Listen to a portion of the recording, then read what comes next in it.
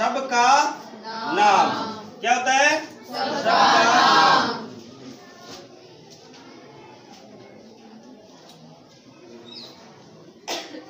देखिए, यदि नाम का बोध करवाए तो संज्ञा, और उस नाम की जगह यदि प्रयुक्त हो तो वो सर्वनाम।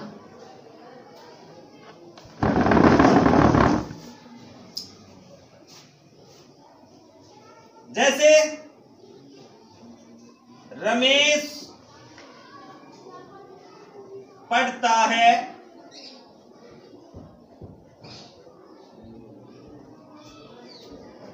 यहां रमेश की जगह दूसरा शब्द प्रयुक्त करेंगे, वह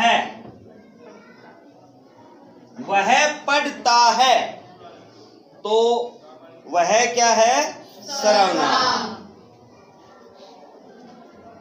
सर्वनाम को परिभाषित कीजिए। संज्ञा के स्थान पर प्रयुक्त होने वाले शब्दों को सर्वनाम कहते हैं। संज्ञा के स्थान पर प्रयुक्त होने वाले शब्दों को सर्वनाम कहते हैं।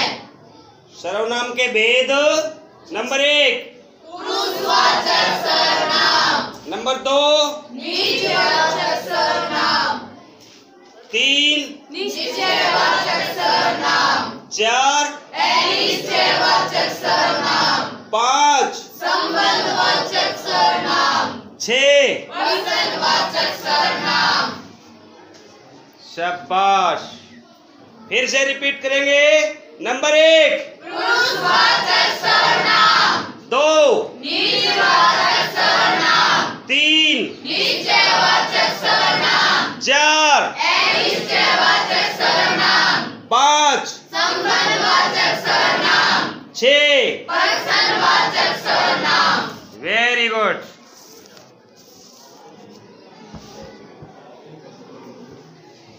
अभी हम बात करते हैं, पहला भेद जो है पुरुषवाचक सर्वनाम। पुरुषवाचक सर्वनाम को परिभाषित कीजिए भाई। जो सर्वनाम बोलने वाले, सुनने वाले या किसी अन्य व्यक्ति के लिए प्रयोग में लाए गए हैं। देखिए, दो पहला पर्सन, दूसरा पर्सन, तीसरा पर्सन, यानी ये बोलने वाला, सुनने वाला, ये सुनने वाला, अन्य, और ये होता है अन्य। यानी जिस सर्वनाम का प्रयोग बोलने वाले के लिए, सुनने वाले के लिए या किसी अन्य के लिए किया जाए, उसे हम कहते हैं पुरुषवाचक सर्वनाम। Very good. पुरुषवाचक सर्वनाम के कितने भेद होते हैं? 3। नाम बताइए। उत्तम पुरुषवाचक, मध्यम पुरुषवाचक, अन्य पुरुषवाचक। उत्तम पुरुषवाचक को परिभाषित कीजिए। लेकिन अपने लिए जिन सर्वनामों का प्रयोग करता है उसे उत्तम पुरुषवाचक सर्वनाम कहते हैं। यानी जिन शब्दों का प्रयोग करता स्वयं के लिए प्रयोग करता है, उन्हें हम कहते हैं उत्तम पुरुषवाचक सर्वनाम। जैसे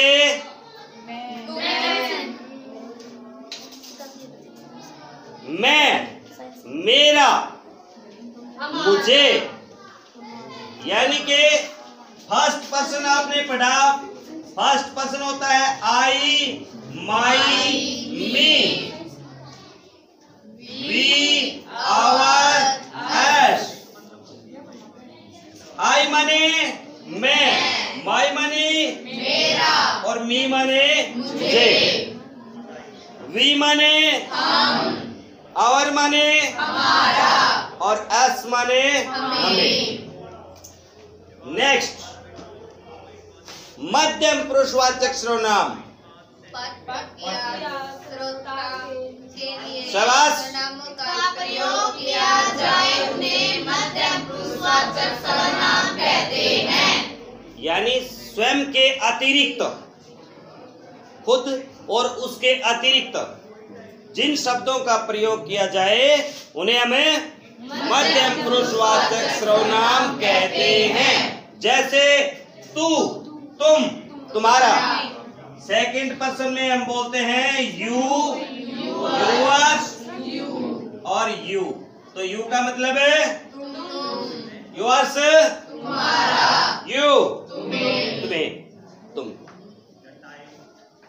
और भाई अन्य पुरुषवाचक सर्वनाम अपने तथा श्रोता के अतिरिक्त अन्य व्यक्तियों के लिए जिन सर्वनामों का प्रयोग किया जाता है उसे अन्य पुरुषवाचक सर्वनाम कहते हैं। वक्ता और श्रोता के अतिरिक्त, वक्ता और श्रोता के अतिरिक्त जब किन्हीं अन्य व्यक्तियों के लिए जिन शब्दों का प्रयोग किया जाए उसे हमें अन्य पुरुषवाचक सर्वनाम कहते हैं। जैसे यह, वह, ये, वे इत्यादि, उसका, उसके। नेक्स्ट नंबर 2, निजवाचक सर्वनाम। निजवाचक भाई बोलिए। जो सर्वनाम कर्ता के स्वयं के लिए प्रयुक्त हो उसे निजवाचक सर्वनाम कहते हैं। यानी कि कर्ता जिन शब्दों का प्रयोग अपने लिए करता है उसे निजवाचक सर्वनाम कहते हैं। जैसे अपना, अपने, अपनी। नेक्स्ट निश्चयवाचक सर्वनाम। निश्चयवाचक सर्वनाम परिभाषा।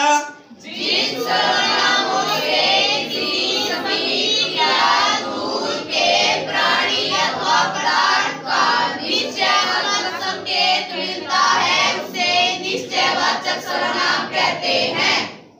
यानी कि जिन शब्दों के द्वारा दूर या समीप के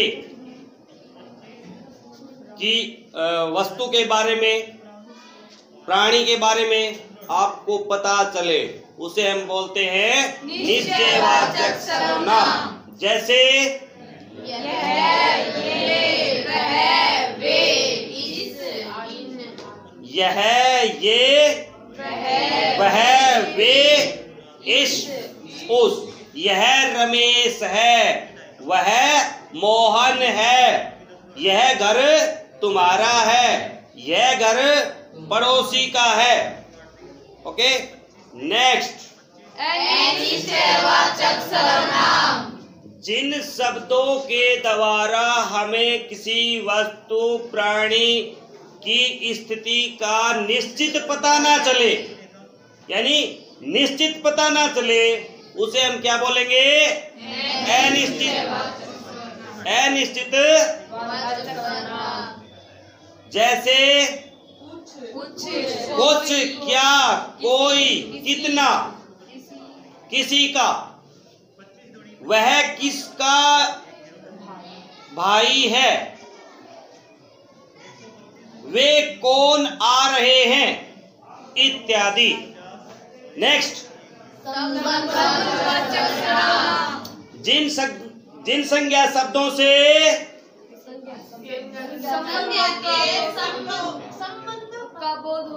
जिन संज्ञा शब्दों से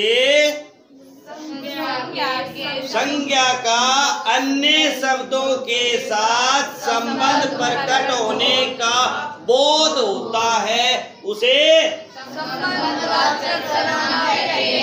संबंधवाचक सर्वनाम कहते हैं। जैसे जो करेगा सो भरेगा।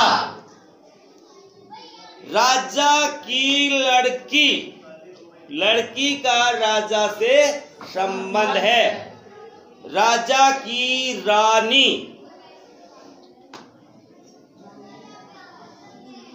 लोहार का पुत्र। तो आपस में रिलेशन दिखाया गया है, संबंध दिखाया गया है। संबंध जहां प्रकट किया जाता है उसे आप बोलते हैं संबंधवाचक सर्वनाम। नेक्स्ट, वचनवाचक सर्वनाम। जिन संज्ञा शब्दों के द्वारा प्रश्न पूछे जाने का भाव व्यक्त हो उसे प्रश्नवाचक सर्वनाम कहते हैं। जैसे यह किताब किसकी है? कौन, क्या, कितना, किसे, कब, कहाँ इत्यादि। यह पुस्तक किसकी है? वह कौन आ रहा है? कल कौन आया था? आप कल विद्यालय क्यों नहीं आए? इत्यादि। Next, last,